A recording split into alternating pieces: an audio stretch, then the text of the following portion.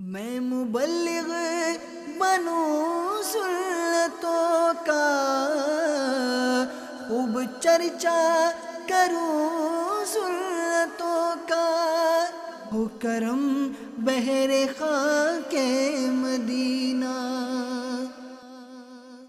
الحمد للہ رب العالمین، والصلاة والسلام على سید المرسلین،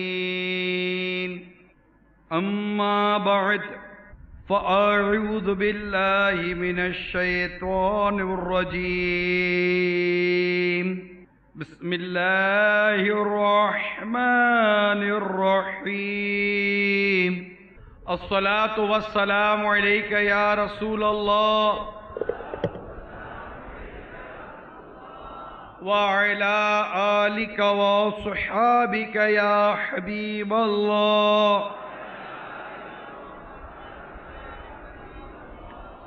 الصلاة والسلام عليك يا نبي الله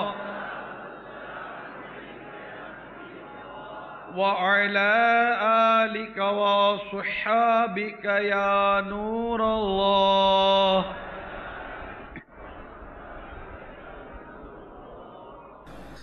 نبی رحمت شفیع امت صلی اللہ تعالی علیہ وآلہ وسلم پر درود و سلام پڑھنے کے بے شمار فضائل ہیں،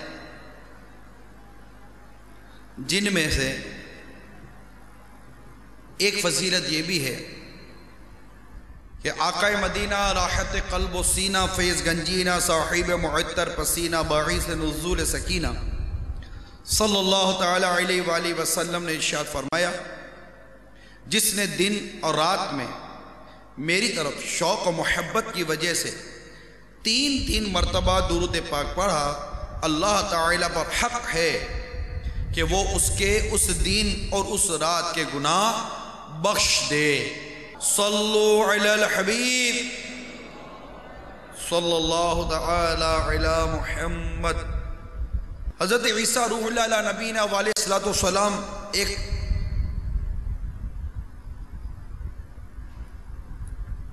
کا گزر قبر کے پاس سے ہوا،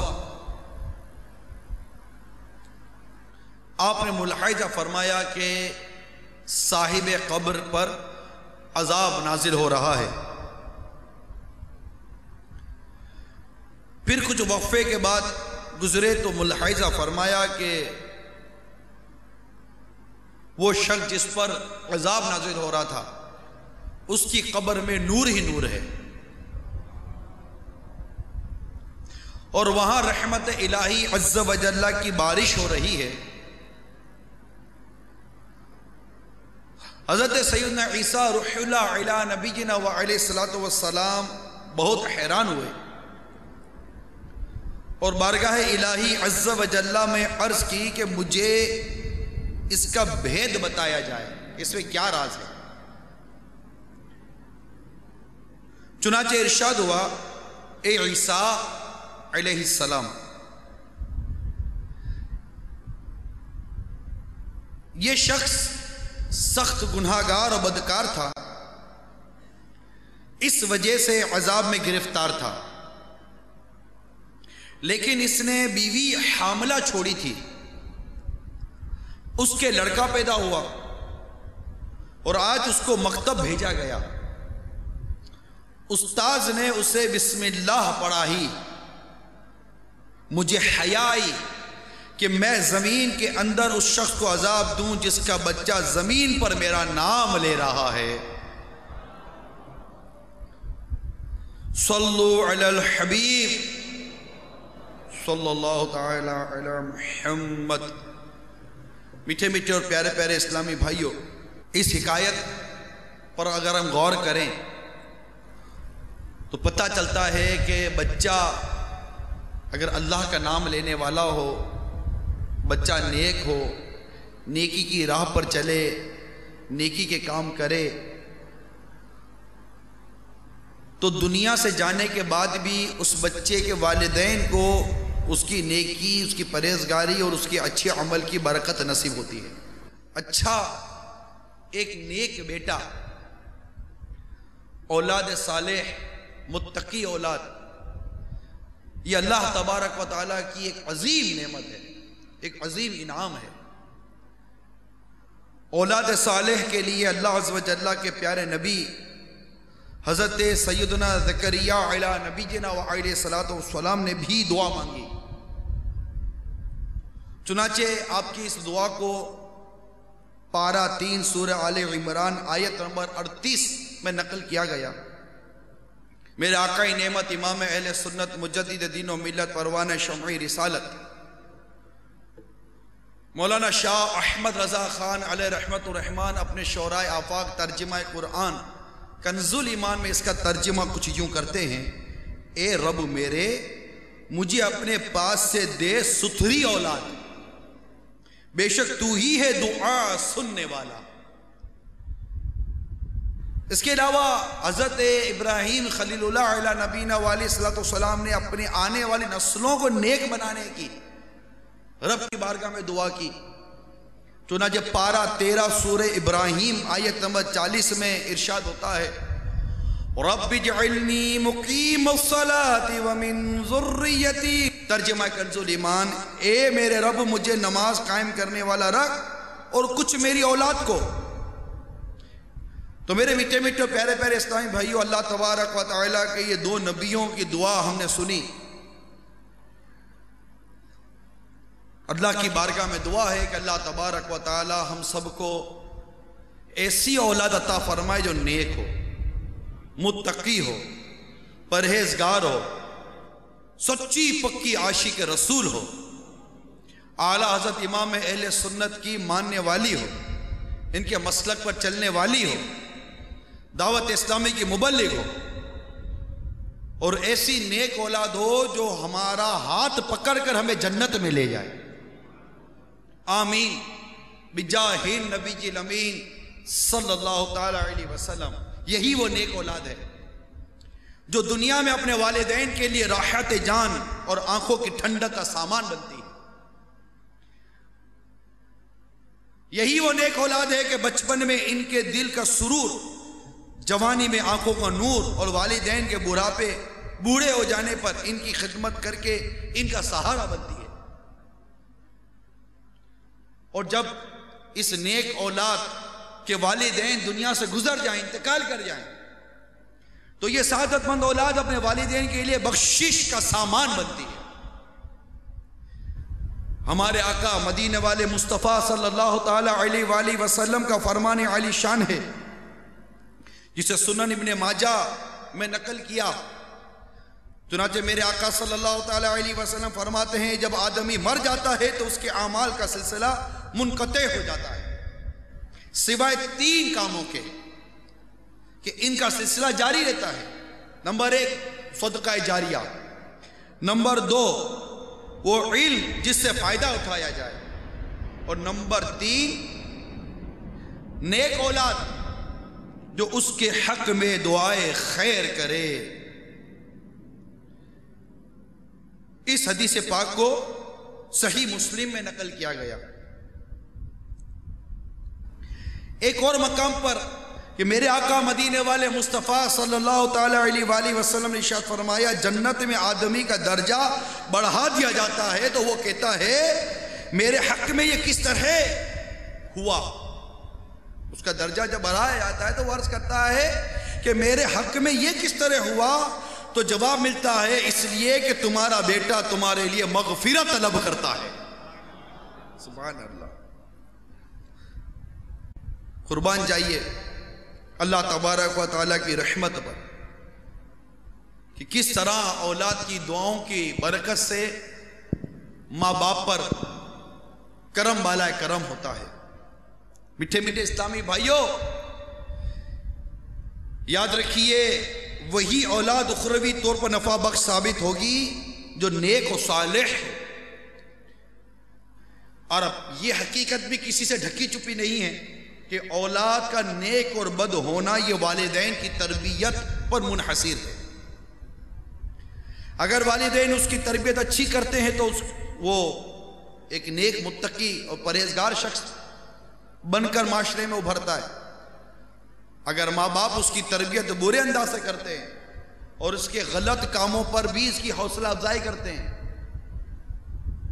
برائی کر کر آئے تو اس کو سمجھانے کے بجائے اس کی برائی پر اس کی پذیرائی کرتے ہوں، تو ایسے ماں باپ کی ایسی تربیت پھر اولاد کی بربادی کا سبب بنتی ہے. چنانچہ میرے آقا، میرے ولی نعمت، میرے پیر و مرشد، بانی دعوت اسلامی، شیخ طریقت امیر اہل سنت، اولاد بگڑنے کے اسباب سے متعلق ایک بات ارشاد فرماتے ہیں، اور ایک عبرت والی وہاں آپ نے حکایت بیان کی ہے.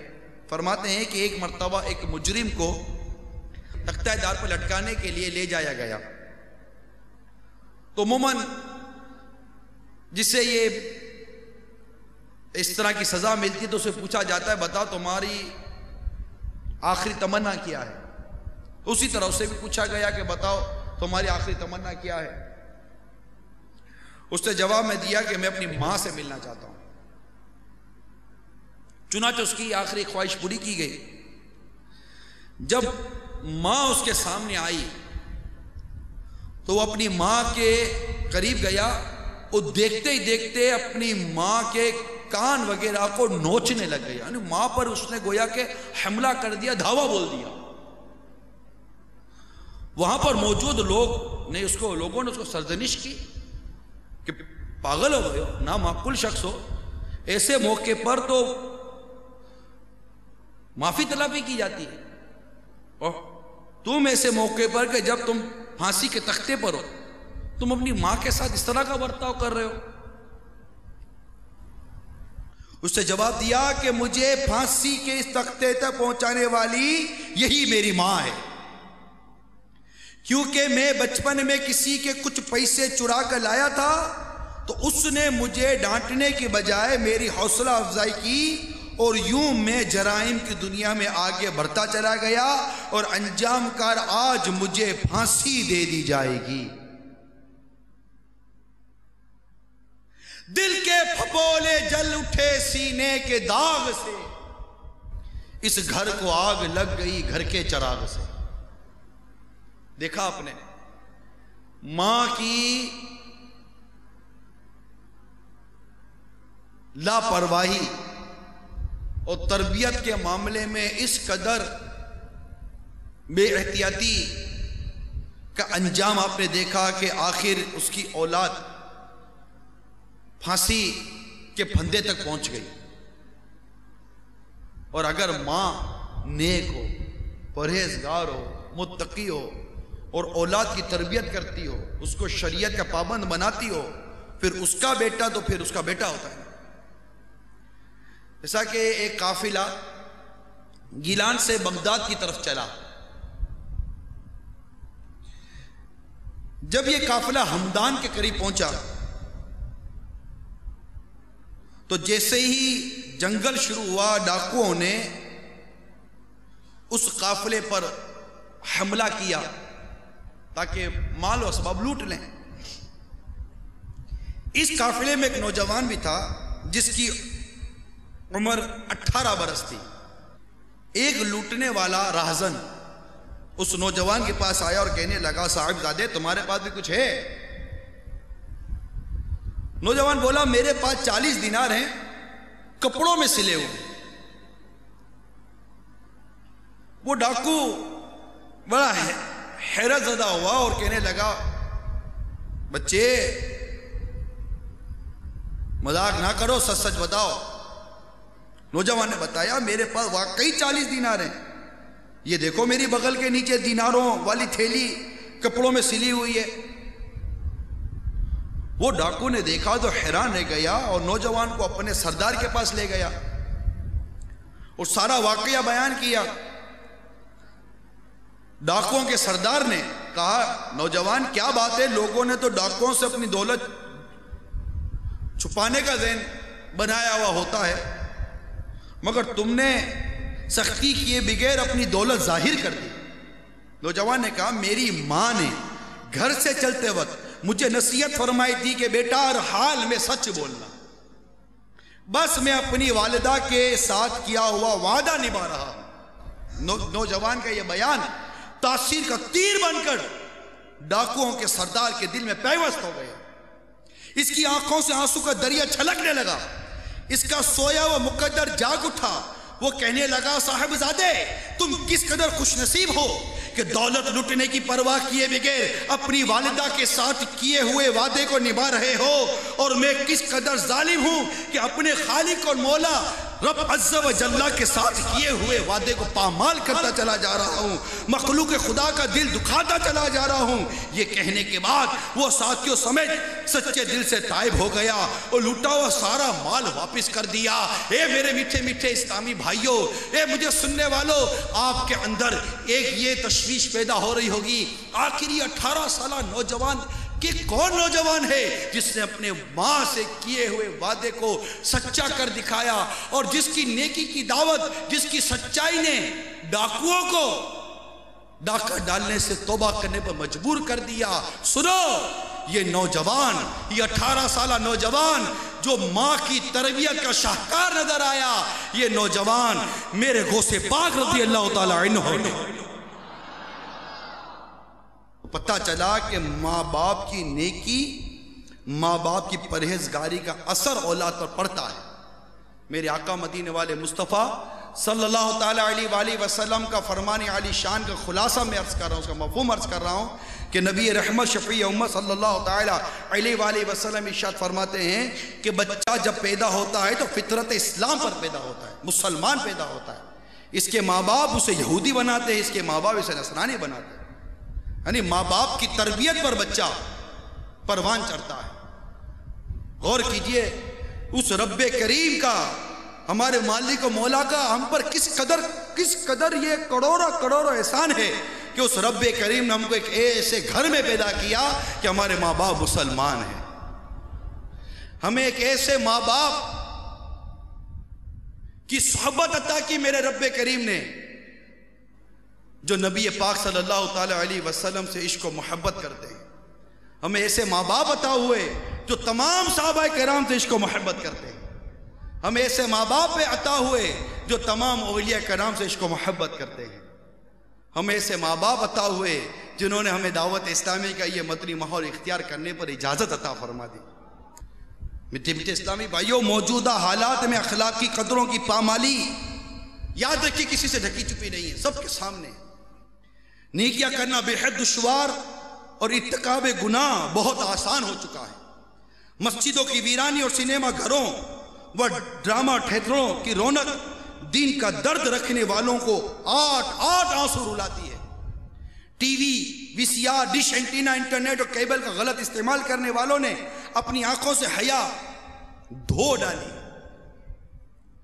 تکمیل ضروریات اور حصول سہولیات کی جد و جہد نے انسان کو فکر آخرت سے یکسر غافل کر دیا ہے۔ یہی وجہ ہے کہ دنیاوی شان و شوکت اور ظاہری آن بان مسلمانوں کے دلوں کو اپنا گرویدہ بنا چکی ہے، مگر افسوس اپنی قبر کو گلزار جنت بنانے کی تمنا دلوں میں گھر نہیں کرتی۔ ان نامساعد حالات کا ایک بہت بڑا سبب والدین کا اپنی اولاد کی درست اسلام کی تعلیمات کے مطابق تربیت نہ کرنا ہے۔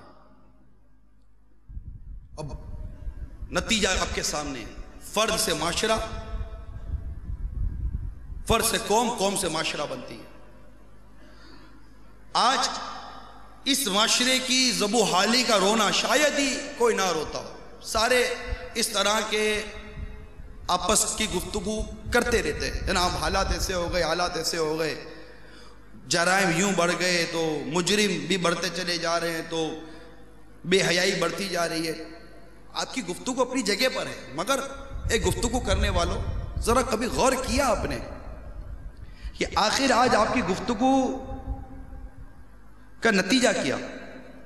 آپ حالات کے برے ہونے پر افسوس تو کر رہے ہیں، مگر یہ حالات کے درست ہونے کی آپ نے کوشش کیا کی؟ کیا آپ کو پتہ نہیں کہ ایک دن آپ بھی دنیا سے چلے جائیں گے، آج آپ کی اولاد جو 8 سال کی، 10 سال کی، 12 سال کی، 15 سال کی ہے، یہ کل بڑی ہوگی. یہی ایک نوجوان، ایک جوان، کل اس نے شادی کرنی ہے، کل اس نے اپنی اولاد کی تربیت کرنی ہے، پھر اس کی اولاد نے بڑا ہونا ہے، کل اس نے باپ بننا ہے، کل اس نے استاذ بننا ہے، کل اس نے معاشرے کا کوئی نہ کوئی فرد کسی نہ کسی مقام پر اس نے آنا ضرور ہے. غور کیجئے کہ جب غیر تربیتی یافتہ، اور غیر تربیتی یافتہ سے میرے مراد اسلامی تربیت ہے. ہم جس تربیت کو تربیت کہتے ہیں، معذرت کے ساتھ، یہ تربیت اسلام کو مطلوب نہیں ہے جو ہم جس کو تربیت کہتے ہیں. ہماری تربیت فلم دکھانا ہے، ہماری تربیت ٹی وی کے سامنے بٹھانا ہے، ہماری تربیت صرف کالج اور یونیورسٹی کے اندر اپنے بچے کو بھیج کر اسے ماسٹرز کی ڈگری دلوا دینا ہے، اسے چارٹرڈ اکاؤنٹنٹ بنا دینا ہے، اسے MBA کروا دینا ہے، اسے BBA کروا دینا ہے، اس سے کوئی نہ کوئی ویل کوالیفائڈ پرسنالٹی بنا کر ایک معاشرے کے اندر ایک ابھار دینا ہے کہ بس یہ میرا بیٹا ہے، یہ میرا بچہ ہے، خلاص. اور ہم سمجھتے صرف یہی تربیت ہے. نہیں، غلط فہمی ہے، ایسی کوئی بات نہیں ہے. جہاں اسلام نے ماں باپ کے لیے اولاد کی تربیت کو بیان کیا، وہاں اس کی دینی تربیت مراد ہے، اسلامی تربیت مراد ہے. آپ نے اپنے بچے کی تربیت کی کہ آپ کا بچہ صبح کو اٹھ کر ایک انگلش اخبار لے کر پڑھ لیتا ہے، آپ کو اچھا تو ضرور لگتا ہے، لیکن آپ کا یہی بیٹا قرآن مجید کھول کر نہیں پڑھ سکتا. آپ کے ماتھے پر شکن کیوں نہیں آئی؟ غور کرے بندہ. آپ کا بچہ اسکول نہیں گیا، آپ نے اٹھ کر اسے ڈانٹا. آپ کا بچہ ٹیوشن نہیں گیا، آپ نے اٹھ کر اسے ڈانٹا. دفتر سے آ کر آپ نے اس کے بارے میں پرسش کی، آج اسکول کیوں نہیں گئے؟ فیس حرام کی ہے میری، پیسے کے حرام کے میں دیتا ہوں کہ تم اسکول نہیں جاتے ہو، ٹیوشن کی فیس میری حرام کی ہے کہ تم ٹیوشن نہیں جاتے ہو، کیوں برباد کرتے ہو میری رقم کو، کیوں برباد کرتے ہو میری محنت کو؟ آج آپ نے اپنے بیٹے کو ٹیوشن نہ جانے اور اسکول نہ جانے پر کچھ سرزنش تو کی، مگر اے والد ذرا یہ بات بھی تو بتا دے کہ آج آپ کے بیٹے نے فجر کی نماز نہیں پڑھی، آپ کو تکلیف کیوں نہیں ہوئی؟ آج آپ کا بیٹا ظہر کی نماز میں نہیں گیا، آپ کو تکلیف کیوں نہیں ہوئی؟ آج آپ کے بیٹے نے جھوٹ بولا، آپ کو تکلیف کیوں نہیں ہوئی؟ آج آپ کے بیٹے نے کسی کے ساتھ زیادتی کی، آپ کو تکلیف کیوں نہیں ہوئی؟ آج آپ کے بیٹے نے کسی کو دھوکہ دے کر آپ کی تجوری کے اندر لاکھوں روپے بڑھا دیے، مگر اس کو دھوکہ دینے پر آپ کو تکلیف کیوں نہیں ہوئی؟ یہ کیسی تربیت ہے؟ یہ کیسا تربیت کا نظام ہے؟ یہ کیسا طریقہ کار ہے؟ اس پر بھی پھر یہ کرنا کہ جناب معاشرہ بدحالی کی طرف جا رہا ہے، تو اس بدحالی کی طرف معاشرے کو لے جانے میں کردار کس کا؟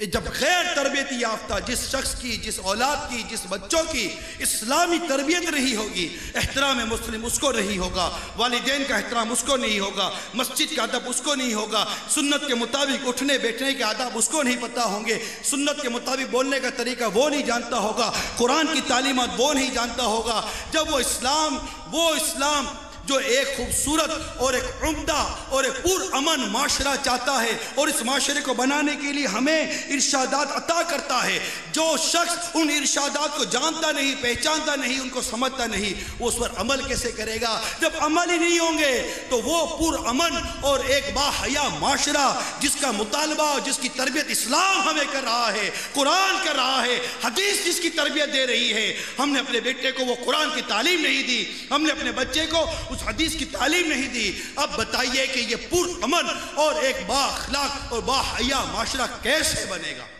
کیا آپ کی میری صرف اور صرف ڈسکشن سے بن جائے گا؟ نہیں. اگر آپ اور ہم چاہتے ہیں کہ اس معاشرے میں تبدیلی آئے تو ہمیں اپنی اولاد کی تربیت کرنے میں اپنے اندر تبدیلی لانی پڑے گی، اور اولاد کی تربیت کے گڑ سیکھنے پڑیں گے، اولاد کی تربیت کا طریقہ کار سیکھنا پڑے گا. آج آپ کا بیٹا شرابی بن گیا، آج آپ کا بیٹا جواری بن گیا، آج آپ کا بیٹا بے نمازی بن گیا، آج آپ کا بیٹا آپ کی بات مانتا نہیں ہے، تو آپ کہتے ہیں جناب میرے بیٹے کو کسی نے بگاڑ دیا. نہیں، مت رہیں اس غلط فہمی کے اندر کہ میرے بیٹے کو کسی نے بگاڑ دیا. بیٹے کی تربیت کی ذمہ داری اے والدین آپ پر تھی. سورہ تحریم پارہ 28 آیت نمبر 6 میں ارشاد ہوتا ہے، بسم اللہ الرحمن الرحیم، یا ایہا الذین آمنوا قوا انفسکم واہلیکم نارا وقودها الناس والحجارہ. ترجمہ کنز الایمان، اے ایمان والو اپنی جانوں اور اپنے گھر والوں کو آگ سے بچاؤ جس کے ایندھن آدمی اور پتھر ہے۔ اس آیت کا یہ حصہ میں نے پڑھا اور اس کا ترجمے کا حصہ میں نے آپ کو پڑھ کر سنایا۔ غور کیجئے، اللہ تبارک و تعالیٰ نے ہمیں اولاد عطا کی۔ یہ اولاد چاہے وہ بیٹی کی صورت میں ہو یا بیٹی کی صورت میں ہو، ہمارے پاس جو موجود ہے وہ رب نے عطا کیا۔ یہ اللہ کا بندہ یا اللہ کی بندی ہے۔ ہمیں رب تعالیٰ نے اولاد کی تربیت کرنے کا طریقہ ارشاد فرمایا۔ ہمیں اللہ تبارک و تعالیٰ نے اولاد کو کیسا بنانا ہے، اسے کیسی زندگی گزارنے کی طرف لے کے جانا ہے، اللہ تعالیٰ نے ہمیں قرآن پاک میں بتا دیا۔ لَقَدْ كَانَ لَكُمْ فِي رَسُولِ اللَّهِ أُسْوَةٌ حَسَنَةٌ۔ اس کے علاوہ میرے آقا صلی اللہ تعالیٰ علیہ وسلم نے اولاد کی تربیت کے بارے میں ہماری تربیت فرمائی۔ جو آج ہمارا بیٹا ہمارے ہاتھ میں ہے، ہماری بیٹی ہمارے پاس ہے، یہ اللہ کا بندہ، اللہ کی بندی، میرے آقا صلی اللہ تعالیٰ علیہ وسلم کا امتی ہے، اور ہمیں بتایا گیا کہ ایسی تربیت کرنی ہے۔ ہم نے ایسی تربیت نہیں کی، بتائیے یہ درست ہے؟ ہم نے اس کی تربیت اپنی سوچ کے مطابق کی۔ ہم نے خود کو سامنے رکھا کہ میرا بیٹا میرے لیے کیا، ارے یہ ہمارا مال نہیں ہے۔ جب دنیا سے آپ کا بیٹا چلا جاتا ہے تو آپ کون سی آیت پڑھتے ہیں؟ وہ کیا ہے جو آپ تلاوت کرتے ہیں؟ انا للہ و انا الیہ راجعون۔ اللہ کی چیز سے اللہ کی طرف لوٹ گئے، اللہ کا مال تھا اللہ کی طرف چلا گیا، یہ ہمارا تھا کب؟ اس سے ہم نے اس انداز سے کیوں پالا، اس کی پرورش ہم نے اس انداز سے کیوں کی کہ یہ آج میرے بڑھاپے کا سہارا بنے، اگرچہ گناہگار بنے۔ مگر یاد رکھیے، جو اس طرح اپنے بچے کی تربیت کرتا ہے، جب وہ اپنے بچے کو اللہ اور اس کے رسول کا مطیع و فرما بردار نہ بنا سکا، یہ خواب دیکھنا چھوڑ دے کہ اس کا بیٹا اس کا مطیع و فرما بردار بنے گا، ہو ہی نہیں سکتا۔ تو اے میرے میٹھے میٹھے پیارے پیارے اسلامی بھائیوں، بچوں کی تربیت کے حوالے سے جو کچھ بیان کیا گیا ہے، آئیے اب میں آپ کو وہ چند مدنی پھول عرض کرتا ہوں جس کو سامنے رکھ کر ہم بچے کی بہترین تربیت کر سکتے ہیں۔ ہمارا بیٹا، ہمارا بچہ، ہماری اولاد ہماری آنکھوں کی ٹھنڈک اور دین اسلام کی خدمت کرنے والا بنے گا، اور انشاءاللہ عز و جل ہماری دنیا اور آخرت بہتر بنانے والا بنے گا۔ صلو علی الحبیب۔ یاد رکھیے، یہ بات عام ہے کہ اولاد پر ماں باپ کے حق ہوتے ہیں، صحیح ہے، اولاد پر ماں باپ کے حقوق ہوتے ہیں، اور اتنے حقوق ہیں کہ بچہ اپنے ماں باپ کے حقوق سے بری ذمہ نہیں ہو سکتا، ہو ہی نہیں سکتا، ممکن ہی نہیں ہے، یہ پاسبل نہیں ہے۔ اور ماں باپ اسی بات کی طرف توجہ رکھتے ہیں کہ ماں باپ کے حقوق ادا کرو، ماں باپ کے حقوق ادا کرو۔ اولاد کو ماں باپ کے حقوق ادا کرنے ہی کرنے ہیں، اگرچہ ماں باپ نے اپنی اولاد کے حقوق ادا کیے ہوں یا نہ کیے ہوں، یہ یاد رکھیے گا، میں نے پہلے یہ وضاحت کر دی۔ اب آئیے ماں باپ کے حقوق بیان کرتا ہوں کہ ماں باپ کے اولاد پر کیا حقوق ہیں۔ جب بیٹا پیدا ہوا، بالغ ہوا، شریعت کا حکم اس کی طرف متوجہ ہوا، وہ مکلف ہوا، اس کے بعد ماں باپ کے احکامات جاری ہوئے، ماں باپ کے حقوق ادا کرنے کے احکامات اس پر جاری ہوئے۔ لیکن یاد رکھیے، اولاد کیا ایک وقت آتا ہے جس پر اس کے ماں باپ کے احکامات جاری ہوئے، باپ پر، مرد پر شادی سے پہلے ہی اولاد کے حقوق جاری ہو گئے۔ آپ کو حیرت ہوگی، اولاد ہے ہی نہیں، شادی ہوئی نہیں ہے، اور نہ اولاد نہ شادی، اور مجھ پر میرے بچوں کے حقوق جاری ہو گئے، یہ کیسے؟ جی ہاں، سب سے پہلا حق یہ ہے اولاد کا، نیک عورت سے شادی کرے۔ نیک عورت سے شادی کرنا یہ اولاد کے حقوق میں شامل ہے۔ عمدہ سے عمدہ بیج بھی، یاد رکھیے، جو بات میں نے عرض بیان کی اس کو سمجھانے کے لیے بیان کر رہا ہوں، عمدہ سے عمدہ بیج بھی اس وقت اپنے جوہر دکھا سکتا ہے جب اس کے لیے عمدہ زمین کا انتخاب کیا جائے۔ ماں بچے کے لیے گویا زمین کی حیثیت رکھتی ہے، لہذا بیوی کے انتخاب کے سلسلے میں مرد کو بہت احتیاط سے کام لینا چاہیے۔ ماں کی اچھی یا بری عادات کل اولاد میں بھی منتقل ہوں گی۔ متعدد احادیث مبارکہ میں مرد کو نیک، صالح اور اچھی عادات کی حامل پاک دامن بیوی کا انتخاب کرنے کی تاکید کی گئی ہے۔ چنانچہ صحیح بخاری کے حوالے سے نقل ہے کہ نبی پاک صلی اللہ تعالی علیہ وآلہ وسلم نے ارشاد فرمایا، کسی عورت سے نکاح کرنے کے لیے 4 چیزوں کو مد نظر رکھا جاتا ہے۔ نمبر 1 اس کا مال، نمبر 2 حسب و نسب، نمبر 3 حسن و جمال، نمبر 4 دینداری۔ پھر میرے آقا نے فرمایا تمہارا ہاتھ خاک آلود ہو، تم دیندار عورت کے حصول کی کوشش کرو۔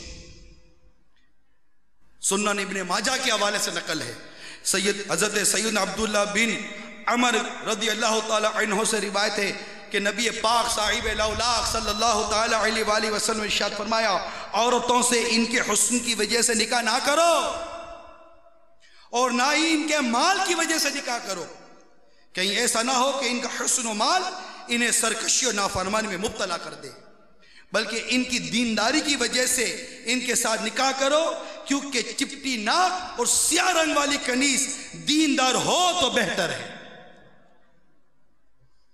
دوسرا حق، اچھی قوم میں نکاح کریں۔ نکاح کے سلسلے میں عورت کے اہل خانہ کے طرز زندگی کو بھی مد نظر رکھنا بہت ضروری ہے۔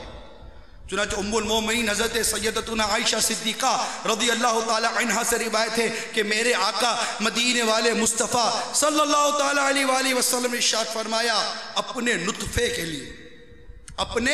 نطفے کے لیے اچھی جگہ تلاش کرو کہ عورتیں اپنے ہی بہن بھائیوں کے مشابہ بچے پیدا کرتی ہیں۔ کتنی تربیت ہے، ذرا غور تو کیجیے، کتنی تربیت ہے۔ اور ہم کس طرح ڈھونڈتے ہیں آپ کے سامنے۔ اگر یہ باتیں ہمارے معاشرے میں عام ہو جائیں اور میرا اسلامی بھائی اور ان کے والدین اس بات پر پختہ ارادہ کر لیں کہ ہم اپنے بیٹے کی شادی نیک اور پارسا اور دیندار اسلامی بہن سے کریں گے، ایسی بچی سے کریں گے جو باحیا ہو، اور لڑکی کے ماں باپ اگر یہ تمنا، یہ ذہن بنا لیں کہ ہم نے اپنی بچی کی شادی اسی سے کرنی ہے کہ جو نیک و پرہیزگار ہو، متقی ہو، ایماندار ہو، سنتوں کا پیکر ہو، امامہ پہنتا ہو، داڑھی رکھتا ہو، 5 نمازیں پڑھتا ہو، متقی ہو، خوف خدا والا۔ پہلے تھے سے ماں باپ گزرے ہیں، یہ میں کوئی عجوبی سی بات نہیں کر رہا۔ حضرت سیدنا شیخ کرمانی رحمت اللہ تعالی علیہ یہ شاہی خاندان سے تعلق رکھتے تھے، لیکن آپ نے زہد و تقوی اختیار فرمایا ہوا تھا، دنیاوی مشاغل سے بہت دور ہو چکے تھے۔ آپ کی ایک صاحبزادی تھی جو بہت حسین و جمیل، نیک اور پرہیزگار تھی۔ ایک دن اس صاحبزادی کے لیے بادشاہ کرمان نے نکاح کا پیغام بھیجا۔ ان کی بیٹی کے لیے کرمان کے بادشاہ نے نکاح کا پیغام بھیجا کہ آپ کی بیٹی کی شادی کس سے ہوتی؟ کرمان کے بادشاہ سے۔ لیکن قربان جائیے اس ولی کامل پر، آپ نے یہ پسند نہیں کیا کہ میری بیٹی ملکہ بن کر دنیا کی طرف مائل ہو جائے، اس لیے آپ نے کہلا بھیجا کہ مجھے جواب کے لیے 3 روز کی مہلت دیں۔ اس دوران آپ مسجد گھوم کر کسی ساحلے انسان کو تلاش کرنے لگے۔ دوران تلاش ایک لڑکے پر آپ کی نگاہ پڑی جس کے چہرے پر عبادت اور پرہیزگاری کا نور چمک رہا تھا۔ آپ رحمت اللہ تعالی علیہ نے اس سے پوچھا تمہاری شادی ہو چکی ہے؟ اس نے نفی میں جواب دیا، منع کیا، میری شادی نہیں ہوئی۔ پھر پوچھا کیا ایسی لڑکی سے نکاح کرنا چاہتے ہو جو قرآن مجید پڑھتی ہو، نماز روزے کی پابند ہو، خوبصورت پاک باز اور نیک ہو؟ اس نے کہا میں تو ایک غریب شخص ہوں، بھلا مجھ سے ان صفات کی حامل لڑکی کا رشتہ کون کرے گا؟ چنانچہ حضرت سیدنا شیخ کرمانی رحمت اللہ تعالی علیہ نے ارشاد فرمایا میں کروں گا۔ یہ دراہم لو، وہاں کی جو کرنسی تھی، وہاں کی جو رقم تھی، 1 درہم کی روٹی، 1 درہم کا سالن اور 1 درہم کی خوشبو خرید لاؤ۔ نوجوان وہ چیزیں لے آیا۔ آپ نے اپنی صاحبزادی کا نکاح اس نیک اور متقی اور عاشق رسول نوجوان سے کر دیا۔ صاحبزادی جب رخصت ہو کر شوہر کے گھر آئی تو اس نے دیکھا کہ گھر میں پانی کی ایک سراخی کے سوا کچھ نہیں۔ کس سے گھر میں آئی کہ اس گھر میں پانی کی ایک سراخی کے سوا کچھ نہیں ہے،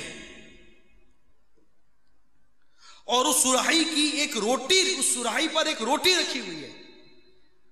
اس نئی نویلی دلہن نے اپنے شوہر سے پوچھا یہ روٹی کیسی ہے؟ شوہر نے جواب دیا یہ کل کی باسی روٹی ہے، میں نے افطار کے لیے رکھ لی ہے۔ ہائے! یہ سن کر وہ نئی نویلی نیک پرہیزگار ایک ولی کامل کی بیٹی کہنے لگی مجھے میرے گھر چھوڑ آئیے، میں گھر جانا چاہتی ہوں۔ نوجوان نے کہا مجھے تو پہلے ہی اندیشہ تھا کہ شیخ کرمانی کی دختر مجھ جیسے غریب انسان کے ساتھ کیسے گزارا کرے گی، ایسی مطلب میرے ساتھ کیسے رہے گی، میں کیسا غریب آدمی ہوں۔ لڑکی نے پلٹ کر کہا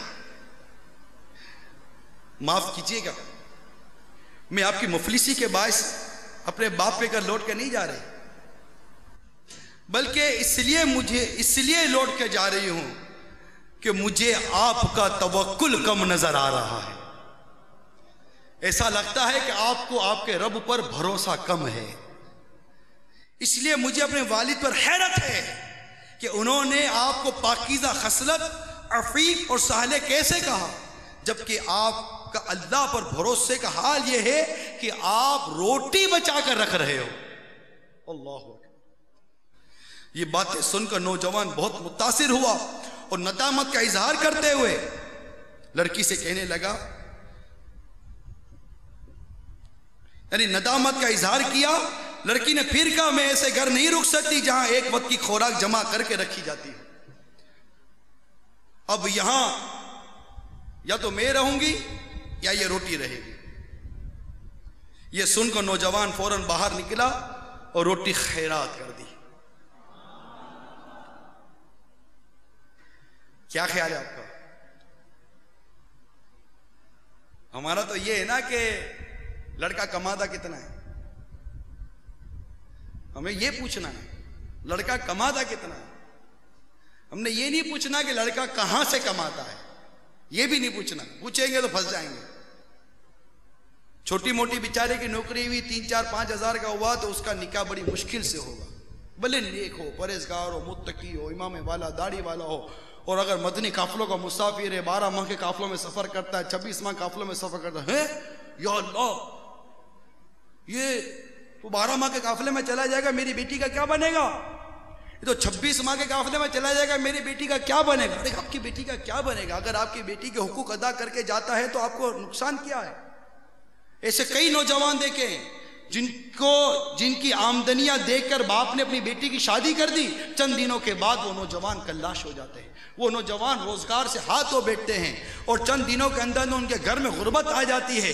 پھر وہی نوجوان باہر کے ویزے لگاتا ہے کہ میں باہر جا کر کماؤں گا، پھر یہی بیوی جو مدنی قافلوں میں تو سفر کی اجازت نہیں دیتی لیکن نوٹے کمانے کے لیے تو منتیں کرتی ہے کہ جائیے اور جا کر ڈالر، پاؤنڈ اور ریال کما کر بھیجیے تاکہ ہمارے بچوں کا گزارا۔ سسر کو کوئی اعتراض نہیں، ساس کو کوئی اعتراض نہیں، ماں باپ کو کوئی اعتراض نہیں کہ اگر بچہ دنیا کے کسی کونے میں جا کر نوٹے کماتا ہو، کوئی اس کو کہنے والا نہیں ارے اپنے بچوں کی دوائی کا بھی لحاظ کیا، اپنے بچوں کی دوائی کی فکر کی، کبھی بیوی کی فکر کی، کبھی گھر کے بارے میں سوچا، اسے کوئی کہنے والا نہیں ہے۔ کیوں کہ وہ نوٹے کمانے کے لیے گیا ہے، وہ دولت کمانے کے لیے گیا ہے، وہ اپنی دنیاوی عیش و عشرت کا سامان جمع کرنے کے لیے گیا ہے۔ مگر اسی طرح کوئی نوجوان اپنی آخرت بنانے کے لیے، اپنی دنیا کو اللہ اور اس کے رسول کی رضا کے لیے، اپنی دنیاوی زندگی کو گزارنے کے لیے اگر امامہ سجا لے، داڑھی سجا لے، مدنی قافلوں کا مسافر بن جائے، مدنی انعامات کا عامل بن جائے، نرم نرم گدیلے کو چھوڑ کر چٹائی پر سونے والا بن جائے اور اس طرح اپنے اندر سنتوں بھری زندگی کو اجاگر کرنے کی کوشش کرے تو تشویش پیدا ہو جاتی ہے کہ ہائے ہمارا کیا بنے گا. لا حول ولا قوت الا باللہ العلی العظیم. جب ہماری سوچ یہ بن گئی تو پھر اس معاشرے کی اصلاح کے بارے میں ہم کیوں سوچتے ہیں؟ یہ کیسی سوچ ہے جو صرف سوچتی ہے؟ یہ کیسا جذبہ ہے جو صرف کرتا ہے لیکن کرنے کے لیے اس کے اندر کوئی طاقت و قوت نہیں؟ یہ کیسا فرد ہے جو معاشرے کی بدلنے کی تو باتیں کرتا ہے لیکن خود کو بدلنے کے لیے تیار نہیں ہے؟ ارے جب خود کو نہیں بدل سکتے، اپنے آپ ذاتی جذبات کو نہیں کچل سکتے، اپنی نفس سے مقابلہ نہیں کر سکتے، ارے کسی قوم سے اور اس طرح کے معاملات سے کوئی کیا مقابلہ کرے گا؟ جو اپنی خواہشات کو نہیں کچل سکتا وہ کسی قوم سے کیا مقابلہ کرے گا؟ چھوڑ دیجئے یہ باتیں، خود اپنے اندر غور کریں کہ ہمارے اندر کیا کیا خامیاں، کیا کیا برائیاں چھپی ہوئی ہیں. اور میں اسی حوالے سے انتہائی بنیاد سے بات کرنے کی کوشش کر رہا ہوں کہ سب سے بنیاد اب کی اولاد ہے، ہماری اولاد ہے. جب یہ سنتوں کے مطابق پروان چڑھے گی انشاءاللہ عز و جل، دیکھیے اس کے اندر کیسا مدنی رنگ آئے گا اور یہ نوجوان آگے بڑھ کر کیسا ہمارے معاشرے کو سنتوں کا گھیوارہ. اب کوشش تو کریں، اب آگے تو بڑھیں، اپنے اندر اس طرح کا جذبہ پیدا تو کریں. اولاد کی تربیت کی طرف بالکل توجہ نہیں. ماں باپ نے اپنے بچوں کو ایسے بے حیائی کے حالات گھر میں دے دیے. کیوں اپنے بچوں کی جوانی، کیوں اپنے بچوں کی عمریں، کیوں اپنی بچوں کی دنیا اور آخرت سے کھیل رہے ہیں آپ؟ نہیں چاہیے ہم کو ایسی چیز جو ہمارے بچوں کی جوانی، ہمارے بچوں کی عمروں کو، ہمارے بچوں کی دنیا اور آخرت کو برباد کرے. ارے آپ تو شفیق باپ ہیں، آپ تو شفیق ماں ہیں. آپ کا بچہ چولہے کے پاس جائے تو آپ تڑپ جاتے ہیں، آپ کا بچہ گرم پتیلی کی طرح بڑھے تو آپ دوڑ پڑتے ہیں، آپ کے بچے کو کھانسی ہو تو ڈاکٹر کے پاس جاتے ہو، آپ کا بچہ نزلے کا شکار ہو جائے تو آپ کی نیندیں اڑ جاتی ہیں. اگر آپ کے بچے کو کوئی بیماری ڈاکٹر ڈائیگنوز کر دے تو آپ کی راتوں کی نیندیں اڑ جاتی ہیں. ارے آپ واقعی اپنے بچوں سے محبت کرتے ہو، مگر غور تو کرو اگر آپ کا یہ طرز عمل آپ کے بچوں کی آنکھوں میں جہنم کی آگ بھرنے کا سبب بنا، آپ کے بچوں کے کانوں میں جہنم کی کیل ٹھکنے کا سبب بنا، آپ کے بچے بغیر توبہ کیے مر گئے، قبر میں عذاب ہوا، جہنم کی آگ کی لپیٹ میں اگر آپ کی اولاد آ گئی، ارے یہ کیسے گوارا کرو گے؟ اے میرے سرپرستوں، اے میرے گھر کے سربراہوں، اے والدین، میری اس بات کو کان کھول کے سنو. خدا را اپنی جان پر، اپنے بچوں کی جان پر، اپنی دنیا اور آخرت کے منوں پر ترس کھائیے.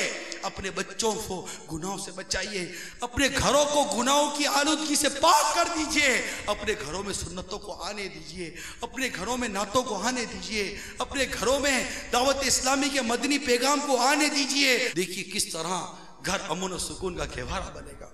بہرحال ماں کو چاہیے نیک اعمال کی کثرت کر کے والدین کی نیکیوں کی برکت اور اولاد کے لیے برکت کا ذریعہ بنے، بہت اثر پڑتا ہے. اللہ تبارک و تعالی ہمیں اپنے بچوں کی شریعت کے مطابق تربیت کرنے کی توفیق عطا فرمائے. یاد رکھیے اس سلسلے میں بالخصوص اپنی اولاد کو رزق حلال ضرور کھلائیے. اور غذا کا، رزق کا ایک اثر ہے. آپ جانتے ہیں کہ دودھ، جو ماں دودھ پلاتی ہے یہ خون سے بنتا ہے، خون غذا سے بنتا ہے، غذا مال سے آتی ہے، ٹھیک ہے. اب جس نے حرام کے مال سے غذا خریدی، حرام کے مال کا راشن لایا، حرام کے مال کا سامان لایا، اب اس کی بیوی جو حرام مال کھاتی ہے اور اس مال کا اثر اس کے خون پر، خون کا اثر دودھ پر، اور دودھ جو بچہ پی رہا ہے اس دودھ کا اثر اس کی اولاد پر. کتنا تسلسل ہے، کبھی غور کیا؟ آپ تو سوچتے ہیں کہ میں اپنے بچے کی بھلائی کے لیے سود لے رہا ہوں کہ میرا بچہ بڑا ہو کر مجھے دعائیں دے گا، میرا بچہ بڑا ہو کر مجھ پر فخر کرے گا. بھول ہے آپ کی، میں صحیح کہہ رہا ہوں، آپ کی بھول ہے. آپ کا بچہ آپ کا کبھی آپ کا نہیں بنے گا، کیونکہ آپ کے بچے کی اگر آپ نے پرورش حرام مال سے کی ہے، آپ کے بچے کے اندر وفا کیسے آئے گی؟ آپ کا بچہ ماں باپ کا مطیع فرما بردار کیسے بنے گا؟ آج بڑے بڑے ماں باپ کو شکایت ہے کہ ہمارا بیٹا ہمارے سامنے آ گیا، ہمارا بیٹا ہمارے لیے بدتمیزی کرتا ہے، ہمارا بیٹا ہمارے ساتھ ایسا، ہمارا بیٹا ہمارے ساتھ ایسا۔ ارے بیٹا ہمارے ساتھ ایسا، بیٹا ہمارے ساتھ ایسا، جب آپ نے بیٹے کی تربیت میں ہی شریعت کو ملحوظ نہیں رکھا، آپ نے بیٹے کی تربیت میں ہی، بیٹے کی پرورش میں ہی آپ نے اسے حرام کے لقمے کھلا دیے، تو اب بیٹے کے ساتھ کیا ہونا ہے؟ تو بیٹے کو حرام کھلانے کے بجائے، سود و رشوت کھلانے کے بجائے اپنے بیٹے کو حلال کے لقمے کھلائیے، کم کھلائیے مگر کھلائیے، حرام سے بچائیے۔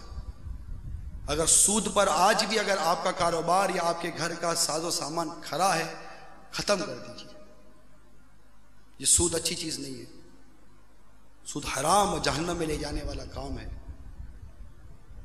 رشوت اچھی چیز نہیں ہے، رشوت حرام ہے۔